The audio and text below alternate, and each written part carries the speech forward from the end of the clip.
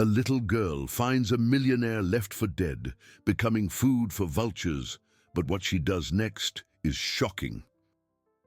Let me know what you thought of this story with a rating from 0 to 10, and comment what city you're watching from. I'd love to know if you enjoyed it and get to know you better, so please subscribe to my channel to support my work. I'm counting on you. The September sun punished the asphalt of the rural road that cut through the dry fields surrounding Oakhaven, when Lily spotted something strange in the distance. The 4-year-old girl, with her tangled brown hair and the faded blue dress she hadn't changed in a week, stopped sucking on the mango pit she had found in the fairgrounds trash. Her large, dark eyes widened as she saw a dark patch in the middle of the road, circled by several shadows moving in circles. Vultures, at least 6 of them with their black wings spread, were pecking at something on the ground. Lily felt her heart race. During the 2 months she had lived alone on the streets after being expelled from the municipal shelter due to a lack of space, she had learned that vultures meant danger. Either someone was badly hurt or worse. But something made her approach. Perhaps it was the natural curiosity of a child, or perhaps it was the instinct of one who knew desperation and recognized when someone needed help. Her bare feet, calloused by the hot asphalt, carried her closer and closer, even as fear grew in her chest.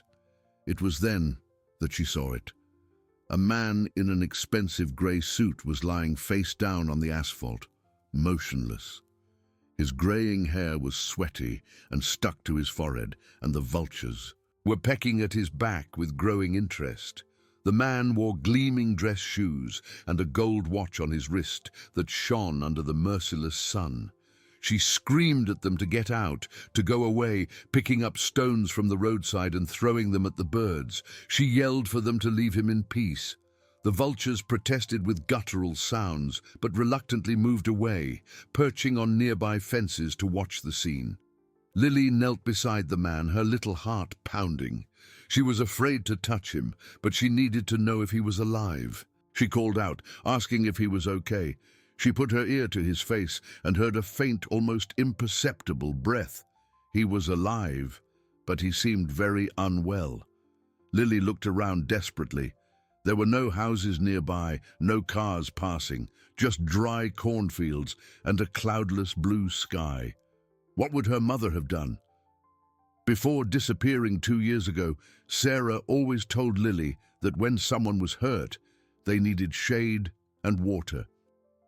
The girl ran to the nearest fence and began to break off dry branches, dragging them to form a kind of makeshift shelter over the man's body.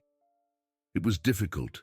The branches were heavy for her small hands, and the sun was getting stronger. But Lily didn't give up. She worked for almost an hour until she managed to create some decent shade over the stranger. Water. He needed water. Lily remembered a muddy puddle she had seen about 50 yards down the road where the previous week's rain had collected. It wasn't clean water, but it was all she had. She took off one of the rubber sandals she had found in the trash, poked some holes in the sole with a sharp stone, and ran to the puddle. She returned carrying the sandal full of dirty water, trying not to spill too much along the way. She knelt beside the man again and carefully dripped a few drops onto his chapped lips. She whispered that he would be okay, that Lily was taking care of him, not knowing if he could hear her. The hours passed slowly. Lily remained there, wetting the man's lips from time to time, shooing away the vultures when they tried to approach again, and adjusting the branches when the wind displaced them. Her stomach rumbled with hunger, and she was thirsty, but she couldn't abandon that man. The sun was beginning to set when it finally happened. The man groaned softly and moved his head slightly. Lily leaned over him, anxious. She asked if he was waking up. Arthur Vance, 52 years old, owner of the largest construction company in Oakhaven, slowly opened his eyes. His vision was blurry, and the first thing he saw was the dirty face of a very small child, with worried eyes looking directly into his. For a moment, He couldn't understand where he was or what had happened. His head throbbed and his whole body ached. He tried to sit up, but dizziness prevented him. He murmured in a hoarse voice, asking where he was. Lily explained in her simple language that he was on the road, that he had fallen. She told him the vultures were pecking at him, but she had sent them away. The memory slowly returned to Arthur. The terrible argument with Isabel about the money missing from the company. The discovery that his only daughter was using the construction firm's funds to gamble online. The anger, the despair, the feeling that his world had collapsed. He had driven off aimlessly, furious and devastated, until the pressure and the heat brought him down in the middle of nowhere. And now there was a street girl, dirty and ragged, taking care of him. Arthur's first reaction was one of discomfort and suspicion. He quickly looked at the watch on his wrist. It was still there. He felt his pants pockets for his wallet. He asked sharply if she had touched his things, his voice loaded with suspicion. Lily's face immediately saddened. She said no. She had only helped him. He asked what she meant, what she had done. She explained, timidly, that she had put shade over him and given him water, pointing to the branches arranged over them and the dirty sandal beside them. Arthur looked around and noticed the ingenious improvisation. The child had really tried to protect him from the sun, but still his suspicious nature prevailed.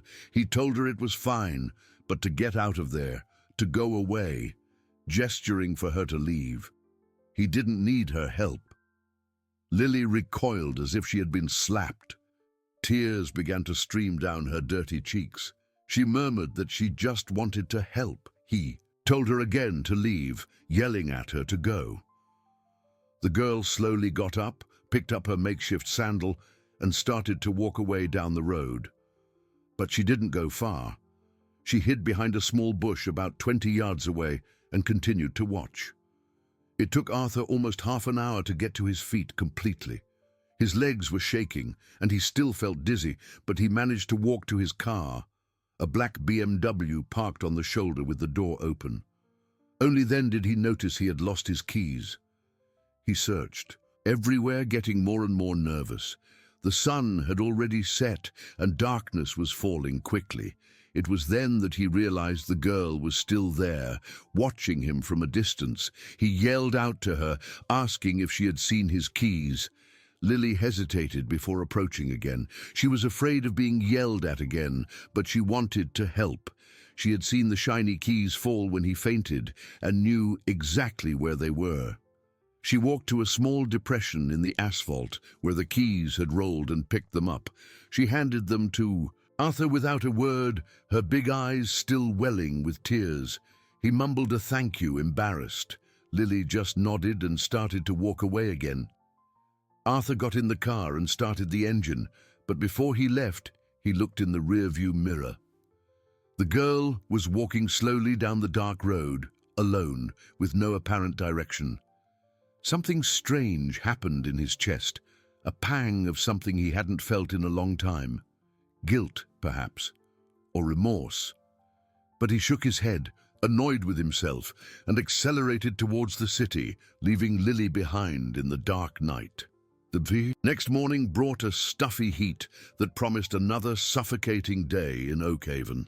Arthur woke up in his mansion in the city's historic center with a headache that felt like it was splitting his skull in two. The memories of the previous day came back like an avalanche.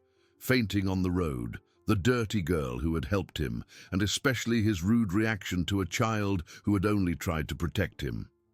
He sat on the edge of the empty king-size bed. Isabel had left home 3 days ago after the argument about the money and ran his hands over his face.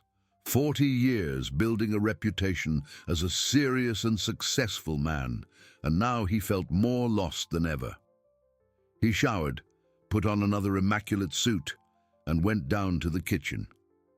Martha, the housekeeper who had worked for him for 15 years, had already prepared coffee and pastries. She wished him a good morning and asked if he was feeling better. He lied, saying he was fine, and poured himself some strong coffee. He asked if Isabel had called. She hadn't, but had left a message the day before saying she was at a friend's house and needed some time. Arthur nodded in silence. His only daughter, the most important person in his life, was too disappointed in him to even talk, and he didn't know how to fix the situation. He told Martha he had lost his watch yesterday, a gold Rolex that belonged to his father, and that he was going back to where he had been to look for it. The housekeeper looked at him with concern, asking if he wanted her to send someone to look. He said it wasn't necessary. He would go himself. An hour later, Arthur was driving on the same rural road where he had fainted. He didn't know why, but he felt a strange need to return to that spot. Maybe it was the watch, or maybe it was something he couldn't name. When he reached the exact spot where he had fallen, he stopped the car and got out. The branches the girl had arranged for shade were still there, scattered on the asphalt. He walked around looking for the watch, searching every corner. It was then that he saw her again. Lily was kneeling a few yards from where he had collapsed, digging in the hard earth with her small hands. Beside her was a tiny sunflower seedling, clearly taken from some trash, with its roots still dirty and some yellowed leaves. Arthur approached and asked what she was doing. Lily looked up, startled. She didn't expect to see him again. She simply said she was planting and went back to digging. He asked what she was planting and why there. "This little flower," she said. She found it in the town square's trash, but it was sad. Her mom always said that plants help people who are sad too. Arthur watched the child work with determination in the dry soil. He asked why she chose this spot. "Because this is where you were lying," she replied. "You were very sad yesterday." The unexpected answer hit Arthur like a punch. A 4-year-old child had noticed his sadness and decided to plant a flower to help him. He was silent for a moment, not knowing what to say. He asked if she lived around there. "No," she said naturally, as if it were the most normal thing in the world. "I live on the street." He asked what she meant by on the street. She slept under. Slept. Awnings, sometimes in the square, ever since she left the shelter. Arthur felt something twist in his stomach. He asked if she had family. She had her mum, but she left 2 years ago. She got sick and then disappeared. Lily paused her work and looked at him with her big, serious eyes. She asked if he had lost something there yesterday. He had, he said, his watch. "Ah," she said, getting up and walking to a large nearby rock. She moved the rock with difficulty, and from under it she took out the gold Rolex, perfectly preserved. She had kept it so he wouldn't lose it. Arthur took the watch with trembling hands. The child had found a piece that was worth more than most people earned in a year, and instead of selling it or running away with it, she had carefully saved it, hoping he would return. He asked her why she did it, why she didn't take the watch for herself. Lily looked at him, confused. "Because it's not mine," she said. "It's yours." The simplicity of the answer left Arthur speechless. He put the watch on his wrist and watched the girl go back to her work of planting the dying sunflower. He suddenly asked if she was hungry. She admitted she was, without stopping her digging. He told her to come with him. He would take her to lunch. Lily stopped and looked at him suspiciously. She asked if he wasn't going to yell at her again. The question cut deep. Arthur knelt to her level. He apologized for being rude the day before, explaining that he had been sick and confused. For the first time since they met, Lily smiled. It was a small, shy smile, but it lit up her entire dirty face. She said okay, but asked if she could finish planting first, otherwise the flower would die. He said she could. Arthur watched as Lily finished planting the sunflower with the care of an experienced gardener. Then she took water from the same muddy puddle she had used to wet his lips the day before and gently watered the plant. "There," she said, "now it will grow and give shade to other people who are sad here." On the way to the city, Lily was quiet in the passenger seat, watching everything through the window with fascination. It was the first time in 2 months she had been in a car. Arthur, genuinely curious, asked how she survived on the streets. She picked food from the market's trash. Sometimes the ladies at the diners gave her a piece of bread, and she drank water from the gas station tap. He asked where she slept at night, under the pharmacy awning, or sometimes on the church steps. But you have to be careful of the drunks. They get angry when they see kids. Every word was like a stab in Arthur's chest. This child was facing dangers he couldn't even imagine, and yet she had worried about helping him and protecting his watch. He took Lily to the simplest restaurant he knew, a diner on the outskirts of town where his construction workers used to have lunch. Even so, the girl was impressed with the place. She said it was very beautiful, looking around with admiration. Rose, the owner, came to serve them personally. She had known Arthur for years and had never seen him with a child. She wished him a good day and asked who this princess was. He said it was Lily, not knowing exactly how to explain the situation. Lily said hi politely. Rose called her a beautiful girl and said she would bring the best dish in the house for them. Lily ate as if she hadn't eaten in days, which was probably true. Arthur watched, fascinated by how she savored every bite as if it were a treasure. She said it was delicious with her mouth full, thanking him. He told her she could call him Mr. Arthur. She tried to pronounce the difficult name. He told her she could just call him Uncle Arthur. Uncle Arthur, she repeated, smiling. After lunch, Arthur didn't know what to do. He couldn't just leave the girl on the street again, but he also didn't know what the alternative was. He asked Lily if she wanted to come with him to see where he worked. Her eyes lit up. She asked if she could. He said she could. And so, without knowing exactly how or why, Arthur Vance, the most influential businessman in Oakhaven, found himself driving to his construction company, accompanied by a 4-year-old street girl who had saved his life and touched something deep in his hardened heart. When they arrived at the construction site, the workers stopped what they were doing to stare.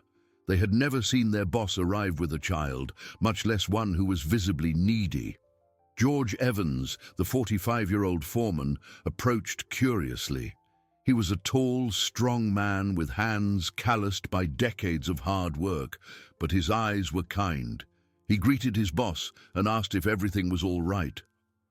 Arthur greeted George and introduced Lily, explaining she would be with them for the day. Lily hid behind Arthur's legs, intimidated by all the men looking at her. But George knelt and smiled. He introduced himself to Lily and asked if she liked to watch houses being built. She nodded shyly. He invited her to come with him, saying he would show her how they did it. For the rest of the afternoon, Lily watched the work with absolute fascination. She asked 1,000 questions, helped by carrying small tools, and gradually won over all the workers. Arthur watched from a distance, surprised at himself. For the first time in months, he wasn't thinking about the company's financial problems or his disappointment with Isabel. He was just watching a 4-year-old girl discover the world with genuine joy. As the sun began to set, reality hit again. What would he do with Lily? He couldn't let her sleep on the street again. It was then that she ran up to him with something in her hands. She called out to Uncle Arthur and showed him what she had found. It was a small, shiny piece of metal that had fallen from some structure. She said she would keep it for him so he wouldn't lose it, just like the watch, placing the piece in her pocket. And in that moment, seeing the genuine concern of this child abandoned by the world, Arthur Vance made a decision that would change his life forever. He knelt beside the girl as she carefully tucked the metal piece into the pocket of her faded dress and asked if she wanted to sleep in a bed that night. Lily's big eyes widened. "A real bed," he confirmed, "in his house." George, who was nearby organizing tools for the end of the day, stopped to listen. He had known Arthur for 15 years and had never seen him show any interest in social issues or needy children. This was completely out of character for the boss. He discreetly asked Arthur if he was sure, pointing out that the girl would need special care, clothes, regular food, maybe a doctor. Arthur, surprised by his own determination, said he knew, and they would take it one step at a time. During the drive to the mansion in the historic center, Lily was silent, watching the colorful colonial houses through the car windows. When they arrived at Arthur's imposing residence, with its 3 floors and well-kept garden, she simply whispered, asking if this was where he lived. He said it was, and that today she would live there too. Martha greeted them at the main door with a look of surprise she struggled to hide. In 15 years working for Arthur, she had grown accustomed to his predictable and solitary routine. Seeing her boss arrive with a visibly needy child was something she had never imagined. Arthur introduced Lily, explaining she would be staying with them for a while, and asked Martha to prepare the guest room. Of course, the housekeeper replied, discreetly studying the girl. She wished Lily a good evening and complimented her beautiful name. Lily murmured her thanks, intimidated by the grandeur of the house. While Martha went upstairs to prepare the room, Arthur showed Lily around. The girl was impressed by everything: the antique furniture, the paintings on the walls, the wooden staircase that looked like something out of a movie. She commented on how big it was. Walking on tiptoe, as if afraid of breaking something, he told her she could walk normally, that this was her house now too. In the spacious kitchen, Martha had left dinner ready: rice, beans, roasted chicken and salad. Lily sat at the huge table, her legs dangling from the chair that was too high for her, and ate in silence. Every now and then, she would look at Arthur as if she couldn't believe this was real. During the meal, he told Lily that tomorrow they would buy clothes for her, and that it might be a good idea for her to see a doctor just to make sure everything was okay. She quickly said she was fine, a flash of fear in her eyes. He explained it wasn't because she was sick, just to take better care of her. After dinner, Martha showed Lily the guest room. It was a medium-sized room with a single bed, an old dresser and a window overlooking the garden. For a child who had slept on the streets for 2 months, it looked like a palace. She asked if she could really sleep there, timidly touching the clean duvet. "Yes, you can, my dear," Martha replied warmly. "I'll get some pajamas that belonged to Mr. Arthur's daughter when she was little."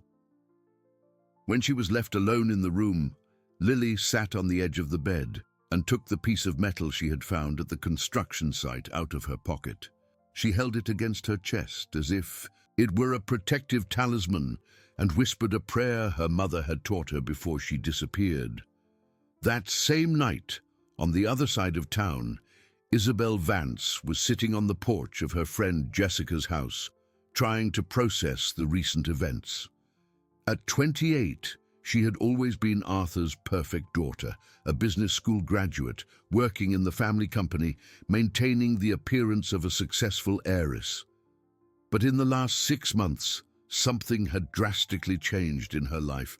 It all started when she discovered online gambling. What began as an innocent distraction quickly turned into an obsession she couldn't control. Jessica served chamomile tea and told Isabel she needed to go home and talk to her father, that they were both suffering for no reason. Isabel said Jessica didn't understand, that she had taken almost $200,000 from the company. $200,000. Her father built that company from scratch, and Isabel covered her face with her hands. She called herself a thief, an addict. Jessica told her she was a person who had made mistakes and needed help, that it was different. Isabel insisted he would never forgive her, reminding Jessica how he had yelled at her. Jessica sat next to her friend, assuring her that her father loved her, and that when the people we love disappoint us, the first reaction is always anger, but it passes. Meanwhile, in the mansion, Arthur couldn't sleep. He paced through the empty house, thinking about how his life had drastically changed in just 2 days. He passed by the guest room and heard a low noise from inside. He knocked lightly on the door, asking if Lily was all right.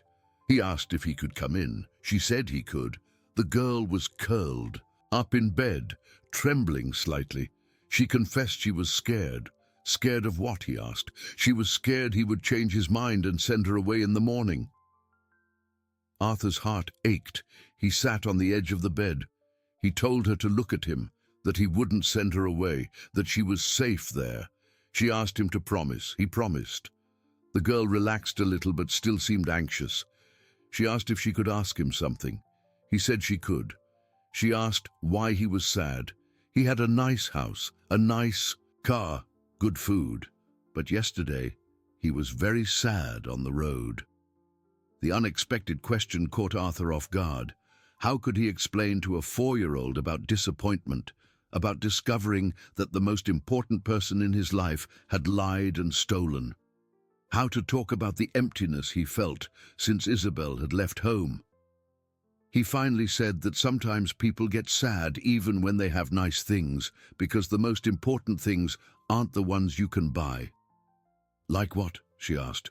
Like having people you love around, he said. Like feeling proud of the people who are important to you. Lily processed this for a moment. She asked if his daughter had made him sad.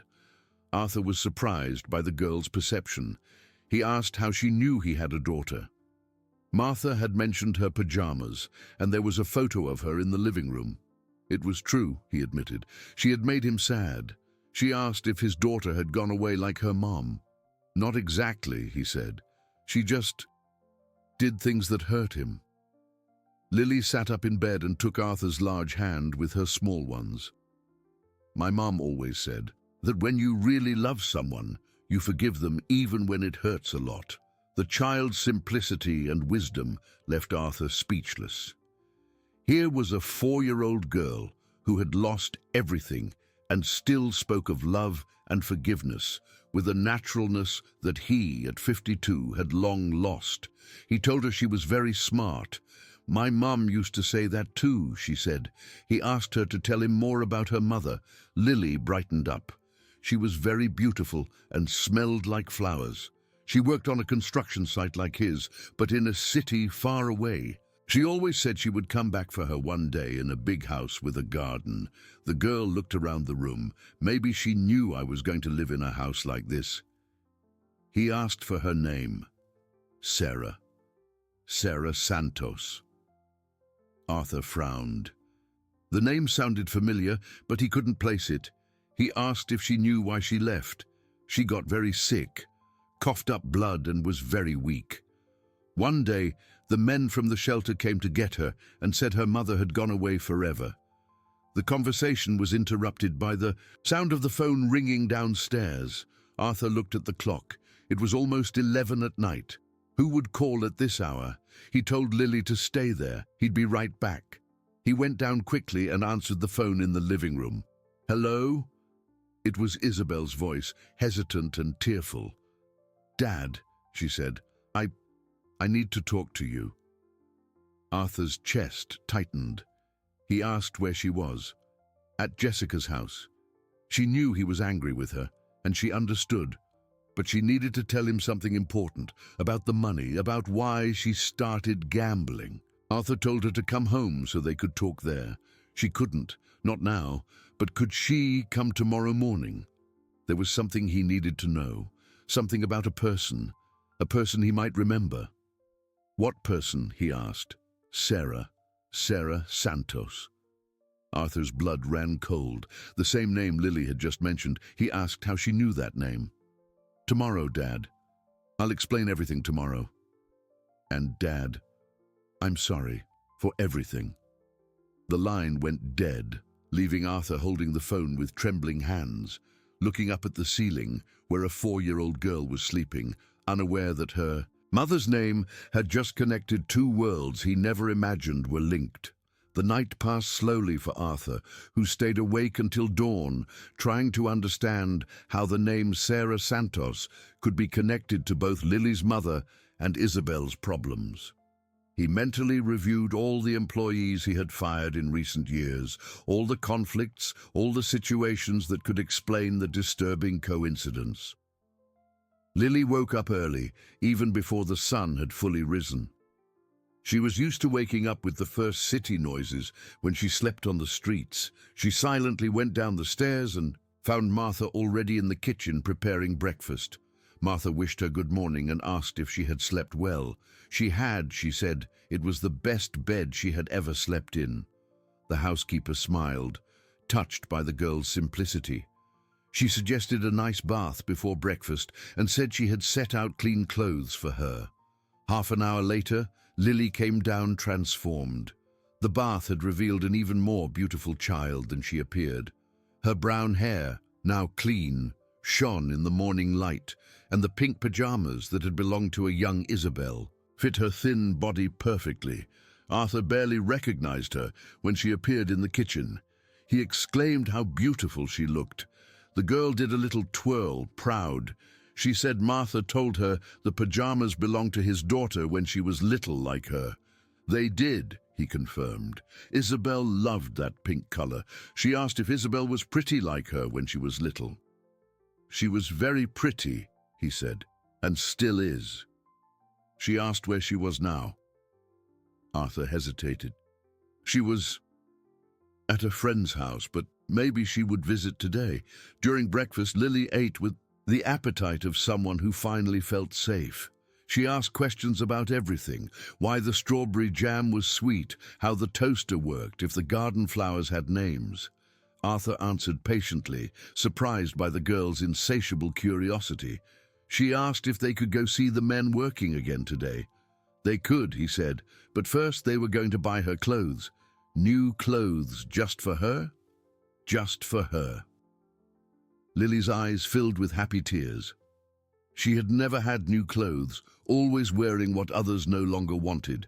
The trip to Oakhaven's shopping center was a revealing experience. For both of them, Lily was impressed by everything: the colorful shop windows, the sheer number of clothes, the toys on display.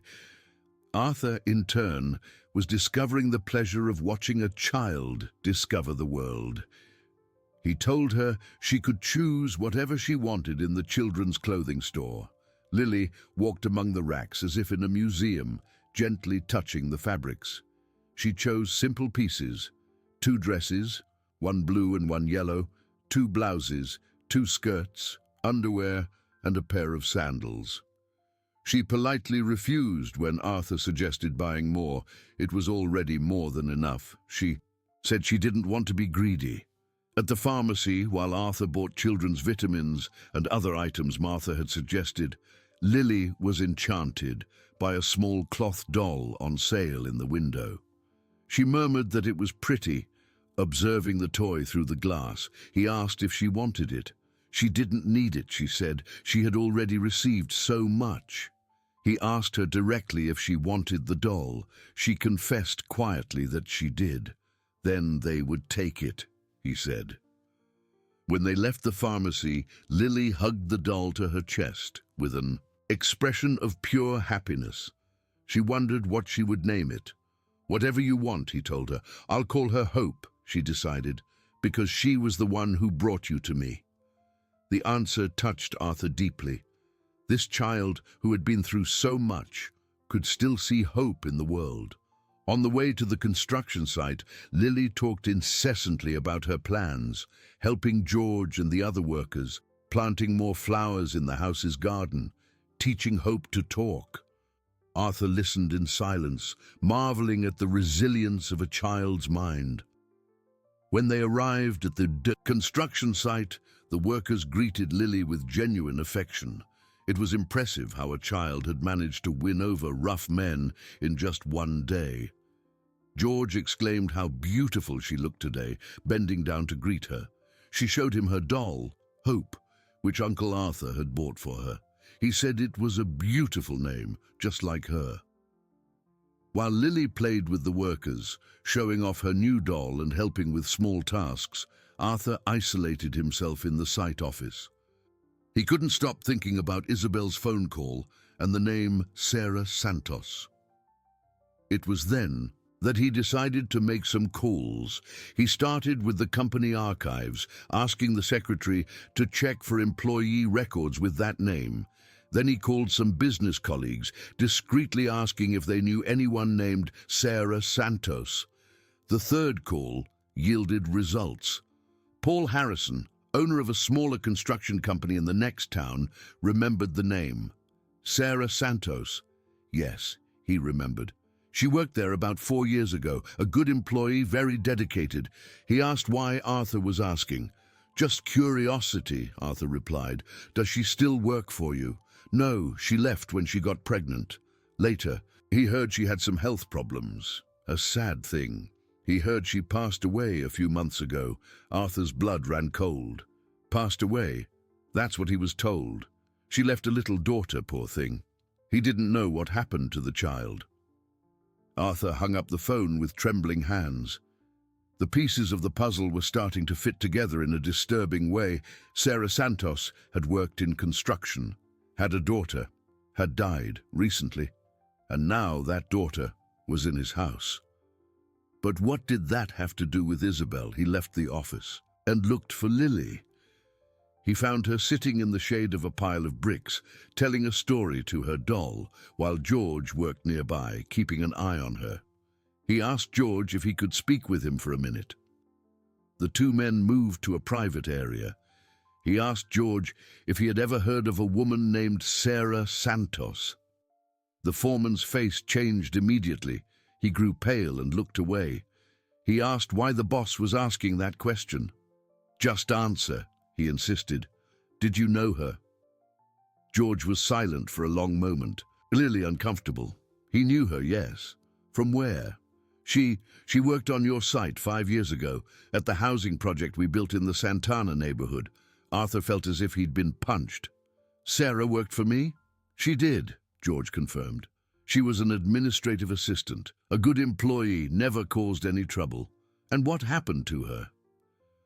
George looked nervously at Lily, who continued to play innocently. Boss, maybe we should talk about this somewhere else. George, tell me now, what happened to Sarah Santos? The foreman took a deep breath. She got pregnant. And when her belly started to show, Mrs. Isabel found out and, well, she said she couldn't have a pregnant employee on the site, that it caused problems with workplace safety. Isabel fired a pregnant employee. She did. And Sarah was desperate. She needed the money, had no family to help. She tried to talk to you, sir, but Mrs. Isabel said you were too busy with other matters. Arthur felt the world spin around him. And then? Sarah found work in another city, but it was always hard for her. She raised the girl alone, struggling. A few months ago, he heard she had fallen ill, and George couldn't finish the sentence. Her daughter. Do you know her daughter's name? Lily, he said. The girl's name was Lily. Arthur looked at the child playing a few meters away, his mind trying to process the magnitude of the situation.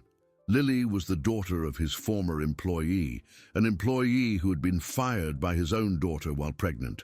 And now that orphan child was under his care, unaware that he was indirectly responsible for all her suffering. He asked George in a hoarse voice why he had never told him this. Because I was afraid, boss, afraid of losing my job, and because when I saw the girl yesterday, I thought maybe it was God's way of fixing things. At that moment, as if she felt she was being watched, Lily looked up and waved cheerfully at Arthur. Uncle Arthur, come see the castle I built for Hope. He waved back, forcing a smile, while inside he was breaking apart with the weight of guilt. This innocent girl, who had saved him on the road, and now called him uncle with such affection, was the victim of a cruel decision made by his own daughter. And the worst part, Isabel knew. That's why she had mentioned Sarah's name on the phone. She knew that Lily was the daughter of the woman she had ordered fired 5 years ago. Arthur's cell phone rang. It was a message from Isabel. Dad, I'm coming home. We need to talk about Sarah and about the girl you're taking care of. Arthur looked once more at Lily, who was now showing her doll to other workers with infinite pride, and wondered how he would explain to this child that he and his daughter were the true ones responsible for her entire tragedy. The journey home was tense. Arthur drove in silence, the weight of George's revelation crushing his chest like a stone. Beside him, Lily hummed softly to her doll, completely oblivious to the emotional storm brewing around her. She asked if he was okay, that he was very quiet. He was just thinking, he told her. When they got home, an important person would be waiting to meet them. Who? She asked. His daughter, Isabel. The owner of the pink pajamas, that's right. Lily perked up. Was she pretty? Was she nice? Would she like hope? Each innocent question was like a stab in Arthur's heart. How could he explain to this child that the woman she was eager to meet was the same one who had destroyed her mother's life? When they arrived at the mansion, Isabel's car was already parked in the garage. Arthur's hands sweated as he opened the front door. Lily ran ahead, curious to meet her protector's daughter. Isabel was sitting in the living room, visibly nervous. At 28, she still had the beauty she inherited from her mother, but her face was marked by the exhaustion and guilt of the last few days. When she saw Lily run in, her heart stopped. The girl looked exactly like Sarah had as a child. The same wavy brown hair, the same large, expressive eyes, the same shy smile. It was like seeing a ghost from the past materialized before her. Lily said cheerfully that she must be Isabel, approaching without fear. She introduced herself and Hope, showing the doll proudly. Isabel was speechless for a moment. She managed to say hello, that it was a pleasure to meet her. Lily told her the pajamas fit perfectly and that Uncle Arthur had bought her new clothes, showing off her beautiful blue dress with a little twirl. It was very beautiful, Isabel managed to say, fighting back tears. Arthur watched the scene with a heavy heart. He could see the recognition and remorse on his daughter's face. He gently suggested Lily go play in the garden while he and Isabel talked, that Martha could make her a snack. She asked if she could plant something, like the sunflower on the road. He said she could, that Martha would help her. After Lily left with Martha, the silence in the room became deafening. Father and daughter faced each other, both carrying the weight of truths they didn't know how to expose. Isabel started to speak, but was interrupted. I already know, Isabel, Arthur said. I know who Lily's mother is. I know what you did. Arthur's words hit Isabel like slaps. She lowered her head, unable to meet her father's gaze. She asked how he found out. George told me, he said. Sarah Santos worked for our company 5 years ago, and you had her fired when you found out she was pregnant. Isabel begged him to let her explain. Explain what? That you destroyed the life of a pregnant woman? That because of your cruel decision, a child was orphaned and living on the streets? Isabel started to cry. She knew it was terrible, that she had made an unforgivable mistake, but he needed to understand. Understand what? He demanded. Sarah wasn't just any employee, Dad. She was my sister. Arthur felt the floor disappear from under his feet. What did you say? She was my adoptive sister. We were raised in the same orphanage until we were 8. Then she was transferred to another institution, in another city. We lost contact for almost 20 years. That's impossible. When she showed up at our company looking for work, I recognized her instantly, but she didn't recognize me. I had changed a lot, and she was focused on getting the job. Arthur sat down heavily in the armchair. And why didn't you tell me? Why didn't you reveal she was your sister? Isabel sobbed. Because I was ashamed, Dad. Ashamed of having a sister who had grown up poor, without opportunities. I was so used to our life of privilege that I didn't want anyone to know where I came from. So you just pretended you didn't know her. At first, yes, but as the months went by, I started to watch her. I saw how dedicated she was, how hard she worked, how she spoke fondly of the little daughter she had at home. And slowly, I started to remember who she really was. And you still fired her when she got pregnant? It wasn't like that, Dad. When I found out Sarah was pregnant, I panicked. Not because she was a pregnant employee, but because I saw in that belly the proof that my sister was building a family. And I was alone. Single, focused only on work, with no prospect of having children. Arthur tried to process every word. You were jealous? I was envious, Dad. Envious of seeing that the person who had grown up with nothing was managing to build a family, while I, who had everything, was empty inside. It was a decision made out of spite, out of bitterness, and I regretted it the second after, but you didn't take it back. I tried. I looked for Sarah after she left, but she had moved out of town. I couldn't find her. For years I carried this guilt, wondering what had happened to her and her daughter. And when did you find out she had died? Isabel took a deep breath, preparing for the hardest part of the confession. I found out 6 months ago, by chance, in a conversation with an acquaintance who works at the hospital in Stonebridge. He mentioned that a woman named Sarah Santos had died of respiratory complications, leaving a young daughter. And that's when you started gambling. That's when I completely lost control, Dad. The guilt consumed me. I started betting small amounts, thinking that if I won enough money, I could somehow make up for the harm I had done. I could find Sarah's daughter and help her. Is that why you took the money from the company? That's why. Every bet was a desperate attempt to get money to fix the damage I did. But the more I lost, the more desperate I became. It was a terrible downward spiral. Arthur was silent for long minutes, processing his daughter's confession. Outside, he could hear Lily's cheerful voice talking to Martha in the garden. He told Isabel she knew what this meant. Lily wasn't just any child he was helping. She was her niece. I know, Dad, she said. The moment I saw her walk in here, I knew immediately. She looks identical to Sarah when we were kids. And now, what do we do with this information? I don't know, Dad. I just know I need to try to make up for the harm I caused. Lily is my responsibility as much as yours.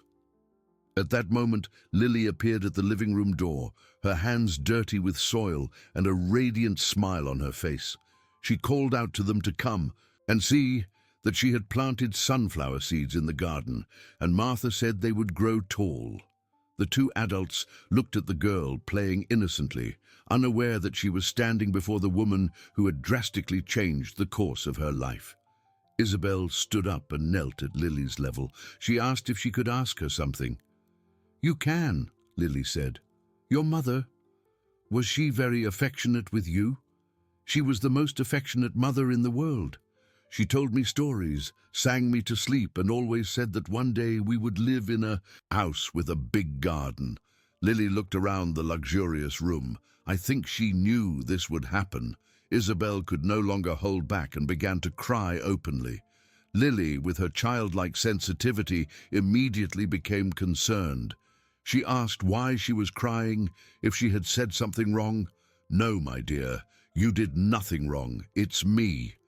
I'm the one who did very wrong things in the past. Lily, not fully understanding but moved by her affectionate nature, hugged Isabel. Martha always says that when you do something wrong, you have to say sorry and try to fix it. Can you fix it? I'm going to try, Lily. I'm going to try very hard. Arthur watched the scene with conflicting emotions. On one hand, he felt anger at the cruel decision his daughter had made 5 years ago. On the other, he saw the genuine repentance and the love she already showed for Lily. He finally said that there was something Lily needed to know about Isabel, about her connection to her mother. Isabel looked at her father with panic in her eyes. Dad, no. She's too little to understand. Not now, he agreed, but one day she has the right to know the truth.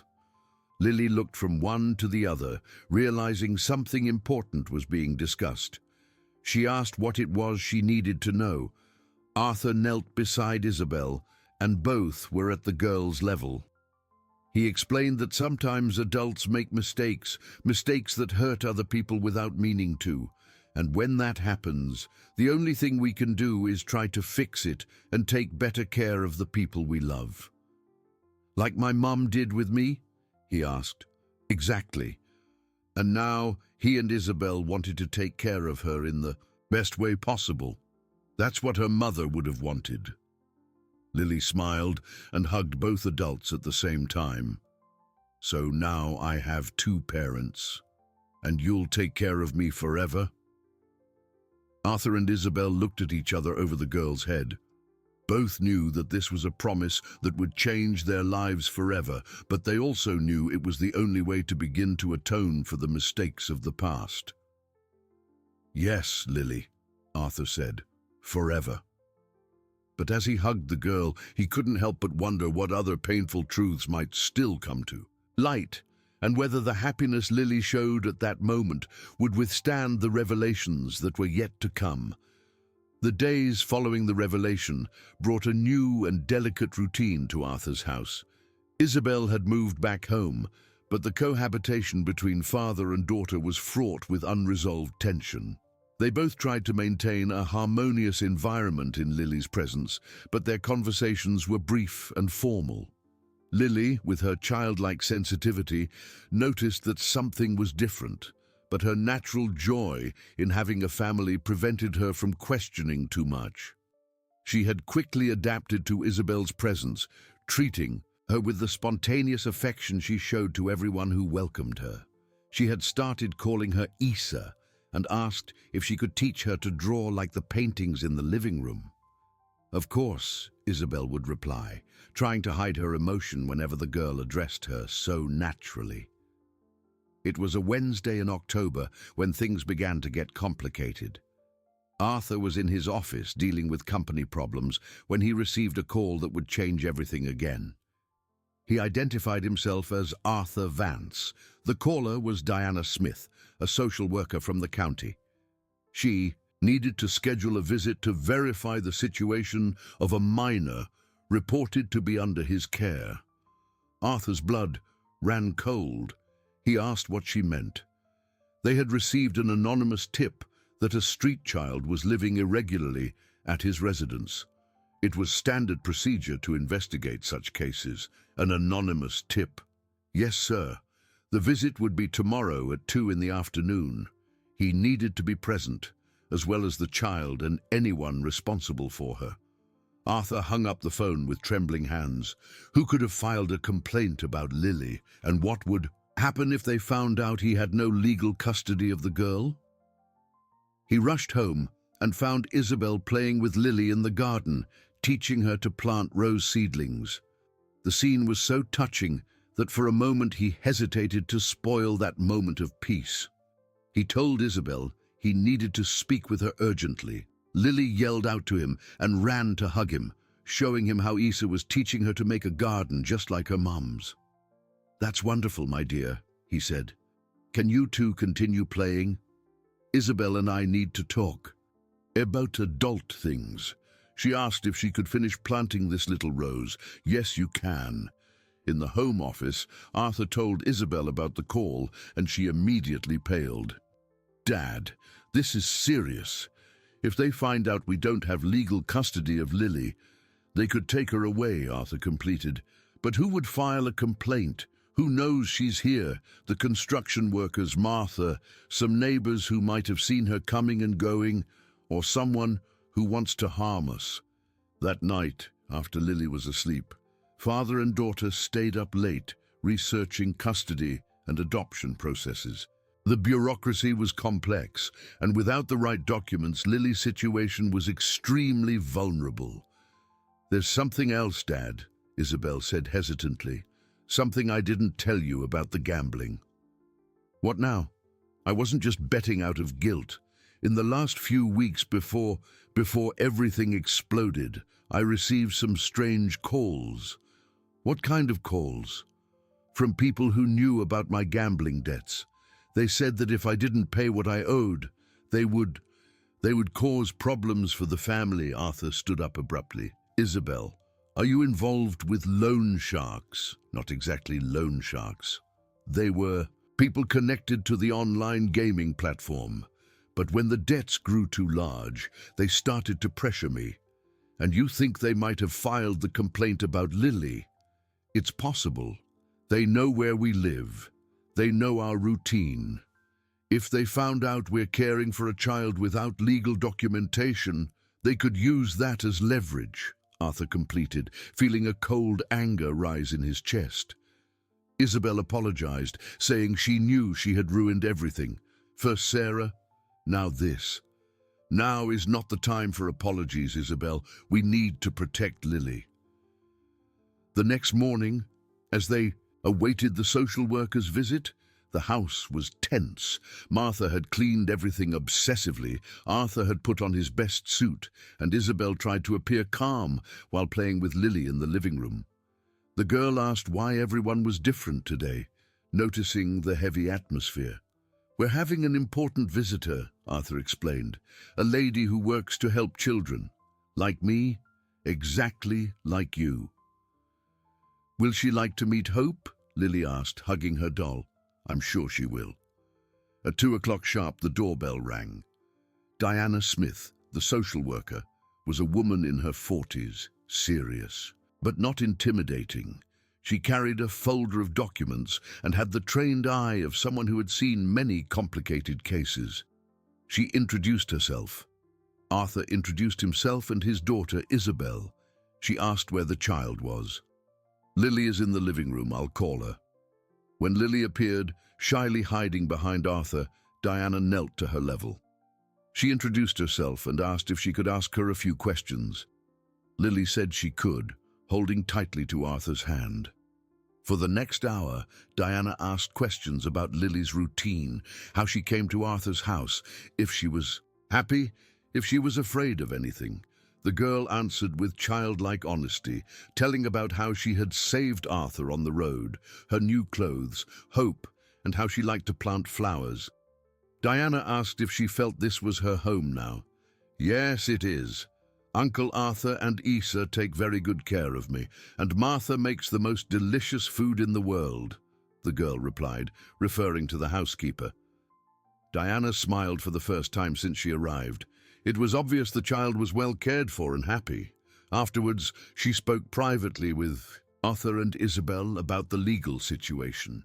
She acknowledged the child was visibly well cared for and happy, but asked if they understood they had no legal custody. We understand, Arthur replied. We were just researching how to regularize the situation. The process can be long and complex, she explained, especially since they were not relatives. She asked for any documentation about the child's mother, like a death certificate or medical history. Arthur and Isabel looked at each other. It was time to reveal part of the truth. Lily's mother. She worked for my company a few years ago, Arthur said carefully. When we found out she had passed away and left her daughter destitute, we felt a responsibility to help.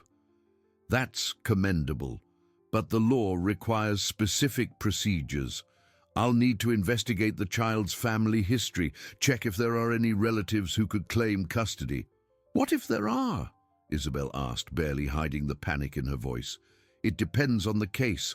The child's well-being is always the priority. After Diana Smith left, the house fell silent. Lily had gone back to playing in the garden, oblivious to the implications of the visit. Isabel asked her father, what would happen if they discovered about Sarah, about their real connection to the family? I don't know, Isabel. I don't know. That evening, Arthur received a call that confirmed his worst fears. Mr. Vance, this is Marcus Thorne from the GoldBet gaming platform. I heard you had an interesting little visit today. Who are you and what do you want? I'm someone who's interested in resolving your daughter Isabel's situation. She owes our company a considerable amount. How much? $300,000. Arthur felt the world spin. That's impossible. Unfortunately, it's very real. And Mr. Vance, it would be a shame if an innocent child were harmed by family problems, wouldn't it? Did you file the complaint with social services? Let's just say I have useful contacts, and I can have even more contacts, depending on how you decide to handle the situation. What do you want? I want my money, and I want it fast. You have 1 week to find a solution. The call ended, leaving Arthur holding the phone with trembling hands. $300,000, an amount that would seriously compromise his company, but perhaps it was the price to keep Lily safe. When Isabel came down to the kitchen for a glass of water, she found her father sitting at the table with his head in his hands. She asked what had happened. "They called," he said. "They want $300,000. Isabel sat down heavily in a chair. "And if we don't pay, they'll make our lives a living hell, and they might use Lily against us." Father and daughter fell silent, each lost in their own thoughts. Upstairs, Lily slept peacefully, dreaming of flower gardens and loving families, unaware that her newfound happiness was being threatened by forces she couldn't comprehend. Finally, Isabel said there was something she could do, something that might solve everything at once. What did she have in mind? "I can turn myself in, take full responsibility for what I did to Sarah and for the gambling debts. If I'm out of the picture, you'll be free to take care of Lily without complications." "No, Isabel. It's the only way, Dad. I destroyed Sarah's life, left a child orphaned and at risk, and now I'm putting you all in danger. I've already caused enough damage." Arthur looked at his daughter and saw, for the first time in years, the courageous woman she could be when she stopped running from her responsibilities. But he also knew that losing Isabel now, when they finally seemed able to rebuild their relationship and form a real family with Lily, would be too high a price for everyone to pay. The night was long and sleepless for Arthur. He paced the house, trying to find a solution that didn't involve sacrificing his daughter or putting Lily at risk. At 5 in the morning, he made a decision that would change everything. He would go to the construction site to talk to George about something he had noticed in the last few days. When he arrived at the site, the foreman was already there, as always, organizing the day's work. Seeing Arthur arrive so early, he knew immediately that something was wrong. "Boss, did something happen?" "George, I need to tell you something about Lily, and I need your help." For the next hour, Arthur revealed everything. The discovery that Lily was Sarah's daughter, the unjust dismissal, Isabel's debts, the loan shark's threats, the social worker's visit. George listened in silence, his face growing darker and darker. When Arthur finished, George said, "There was something he hadn't told him about Sarah." "What?" "She didn't leave town immediately after being fired. She spent a couple of months looking for work around here. During that time, she came to see me several times." "Why?" "Because she suspected the dismissal wasn't your idea. Sarah was smart. She knew you had never shown prejudice against married employees or those with children. She thought someone had influenced you against her." Arthur felt a tightness in his chest. "And did you confirm her suspicions?" "Not directly, but she insisted so much that I ended up letting it slip. That Mrs. Isabel had commented on the problems of having a pregnant employee on site. Sarah knew Isabel was behind the dismissal. She knew. And that's when she told me something that almost scared me to death." "What?" George took a deep breath. "Sarah said she knew Mrs. Isabel from a long time ago, that they had been raised together in the same orphanage as children. She remembered Isabel. She remembered perfectly. Said Isabel was the big sister who always took care of her when they were little, and that she was devastated when they were separated." Arthur felt like he'd been punched. So Sarah knew who Isabel was when she came to work for us. She knew, and she had waited years to find her sister again. When she found out Isabel was the daughter of the company owner, she was afraid to introduce herself directly. She thought it would be better to get the job first, prove her worth, and then reveal who she was. My God. Boss, Sarah didn't look for a job at our company by chance. She came specifically because she wanted to find Mrs. Isabel again. The revelation hit Arthur like an avalanche. Sarah wasn't just an employee who had been unjustly fired. She was a sister who had looked for her lost family and was rejected by the very person she loved most. And after she found out the truth about the dismissal, she was devastated. She cried a lot here with me, saying she couldn't understand how the sister she loved so much could have done that. After that, I never saw her again. George, why did you never tell me this before? Because Sarah made me promise not to tell as long as she was alive. She said she didn't want to cause trouble for Mrs. Isabel, even after everything. Arthur sat down on a pile of bricks, the weight of guilt crushing his chest. Does Isabel know that Sarah recognized her? I don't know, boss. But now that the girl is with you, maybe it's time for the whole truth to come out. When Arthur got home, he found a scene that momentarily reassured him. Lily was in the kitchen with Martha and Isabel, helping to make sweet bread. Her small hands were covered in flour, and she was laughing at something Isabel had said. She yelled his name when she saw him, exclaiming that they were making bread just like her mom used to. That's wonderful, he said, forcing a smile. Can I try some? You can, but you have to wait for it to come out of the oven. Isabel noticed her father's somber expression and approached him while Lily was distracted with Martha. Dad, you're pale. What happened? We'll talk later. Not in front of her. During lunch, Lily chatted about her plans for the garden, about the stories Hope had told her, about how she wanted to learn to cook like Martha. It was a sweet normality that contrasted sharply with the storm gathering around her. After Lily went to play in the garden, Arthur told Isabel what he had discovered from George. Her reaction was devastating. She knew who I was, she whispered, tears streaming down her face. She knew, and she had spent years looking for you. Dad, I remember her perfectly now. Sarah was 2 years younger than me, but she was the sweetest child in the orphanage. Always followed me everywhere, called me Sister Isa, and you didn't recognize her when she showed up at the company. I recognized her instantly. But I was so ashamed of my background, so focused on keeping up the appearances of a rich daughter, that I pretended not to know her. I thought it would be easier that way. Isabel, you have no idea what you've done. Sarah loved you, and you destroyed her twice. First, by pretending not to know her, then by firing her when she needed you most. Isabel was sobbing now, the weight of her guilt finally crushing her completely. I know, Dad. I know I'm a monster. At that moment, the phone rang. It was Marcus Thorne again from the gaming platform.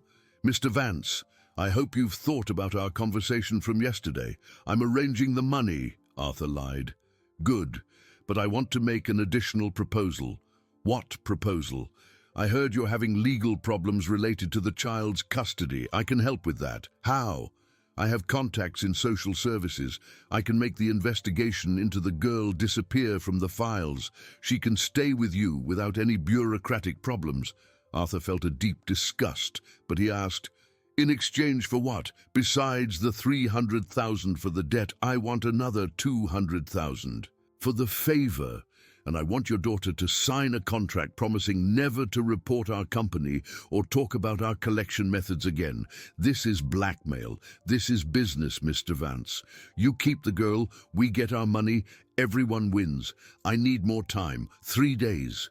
And Mr. Vance, it would be very sad if something happened to that innocent little child while you hesitate, wouldn't it? The line went dead, but the threat was clear.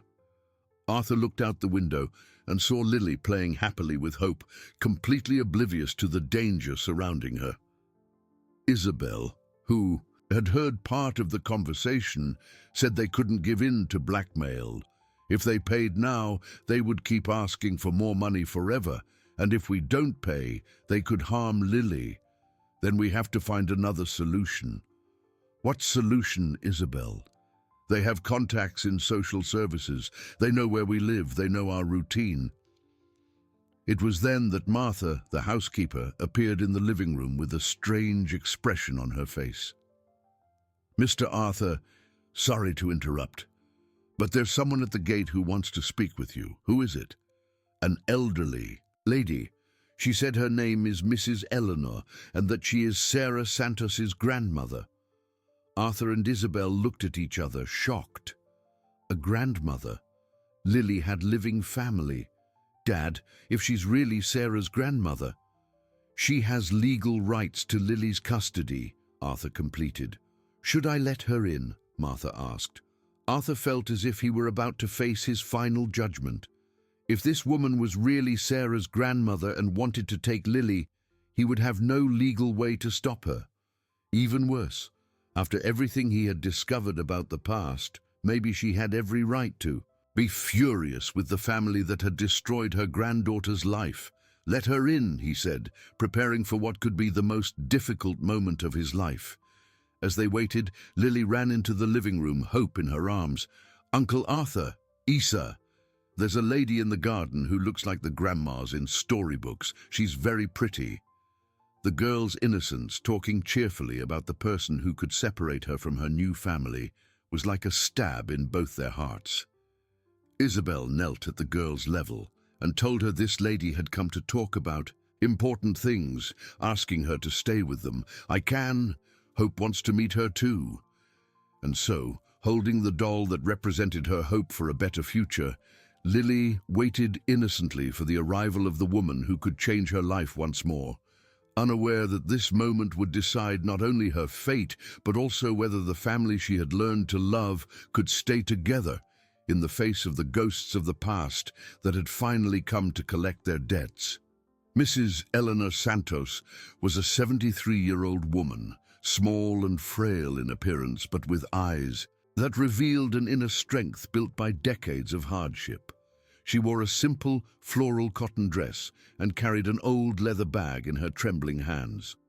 When Martha led her into the living room, she looked around the luxurious house with a mixture of awe and suspicion. She said good morning in a hoarse but firm voice, introducing herself as Eleanor Santos, Sarah's grandmother. Arthur stood up respectfully. Mrs. Eleanor, I'm Arthur Vance. This is my daughter, Isabel. The elderly woman nodded briefly at Isabel, but her eyes immediately fixed on Lily, who was sitting on the couch hugging Hope.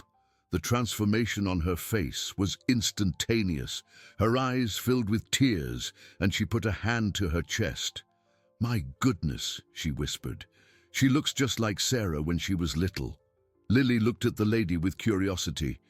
You knew my mum? I did, my child. I'm your great-grandmother. The silence that followed was deafening. Arthur felt the floor disappear from under his feet. Great-grandmother? This meant Mrs. Eleanor had even stronger legal rights over Lily. Isabel asked how she had found them, trying to keep her voice calm. It was difficult, Mrs. Eleanor replied, still staring at Lily. When I heard Sarah had passed away, I started looking for the girl. I spent months going from shelter to shelter until someone told me a child matching her description had been seen with a rich man from the city. Arthur asked directly if she had come to take Lily away. Mrs. Eleanor finally looked at him. I came to understand what is happening to my great-granddaughter and to know why two people who destroyed my granddaughter's life are now pretending to care for her daughter. The accusation hit Arthur and Isabel like a bomb. The old woman knew about their connection to Sarah. Isabel, paling, asked how she knew. Sarah told me everything in the last months of her life. About how she was fired while pregnant, about how the sister she loved so much pretended not to know her, about how you destroyed her dreams of rebuilding her family. Lily looked from one adult to another, sensing that something very serious was being discussed, but not understanding exactly what. She timidly asked her great-grandmother if she was going to take her away. The innocent question broke the old woman's heart. I don't know yet, my dear. I need to understand the situation better. But I like living here, Lily continued. Uncle Arthur and Isa take very good care of me, and Martha makes delicious food, and I have my own room, and I planted sunflowers in the garden. Mrs. Eleanor looked at the girl tenderly, but maintained her firm stance when addressing the adults. She wanted to know exactly how they found Lily and why they decided to care for her. Arthur took a deep breath. It was time to tell the whole truth. Mrs. Eleanor, Lily saved my life. Literally. I had fainted on a deserted road, and she protected me from the vultures, gave me water, stayed by my side until I woke up. That doesn't explain why you knew who she was. At first, we didn't know, Arthur continued. Only later did we discover she was Sarah's daughter, and when we found out, well, we felt we owed her a debt. A debt, Mrs. Eleanor's voice carried a bitter irony. You think you can make up for what you did to Sarah by spoiling her daughter for a few days? It's not spoiling, Isabel said, finding the courage to speak. I fell in love with Lily. She became part of our family. Family, Mrs. Eleanor laughed humorlessly. You destroyed the family Sarah tried to build with you. She spent years looking for her lost sister, and when she found you, you rejected her in the worst possible way. Isabel started to cry. I know I made terrible mistakes, but now I want to try to fix. Some things can't be fixed, girl. Lily, noticing that Isabel was crying, got up and went to hug her. Don't cry, Isa. If you did something wrong, you can say sorry. My mom always said that saying sorry makes your heart lighter. The child's innocence created an emotional silence in the room. Mrs. Eleanor watched the interaction between Lily and Isabel attentively. She gently asked Lily if she could show her her room, wanting to see where she was living. Of course, it's very pretty. Come on, great-grandma. While Lily led Mrs. Eleanor through the house, proudly showing her belongings, Arthur and Isabel were left alone in the living room. Dad, she's going to take Lily away, Isabel whispered. Maybe it's for the best, Arthur replied, though each word hurt. No, it can't be. Lily is happy here. She's adapted, she's formed bonds. Isabel, we have no legal rights to her. And after everything we did to Sarah, Dad, what if we told her about the loan sharks, about the threats? Maybe Mrs. Eleanor will understand that Lily is in danger if she leaves here. You want to use Lily as a shield for our problems. Isn't that exactly what we're trying to avoid? When Mrs. Eleanor returned with Lily, her expression had changed slightly. It was obvious she had been impressed by the well-organized room, the new clothes, the toys, and especially by the genuine joy Lily showed. She saw how pretty her room was, and the window that overlooked the garden. I saw it, my dear. It's very beautiful. Mrs. Eleanor sat down again in the living room, but this time she accepted the coffee Martha offered. You've done a good job caring for her, she admitted reluctantly, but that doesn't change what you did to Sarah. Arthur asked about her conditions for caring for Lily, not to question her rights, but you want to know if I have the means to raise her, the old woman completed. I live in a simple house in the countryside. I have a small pension. I grow a vegetable garden. I can't offer luxuries, but I can offer true love and an honest life. Lily needs stability, Isabel said. She's already lost so much, been rejected so many times. And whose fault is that? Mrs. Eleanor retorted. If you hadn't destroyed Sarah's life, she would be alive and raising her own daughter. The painful truth hung in the air like an undeniable accusation.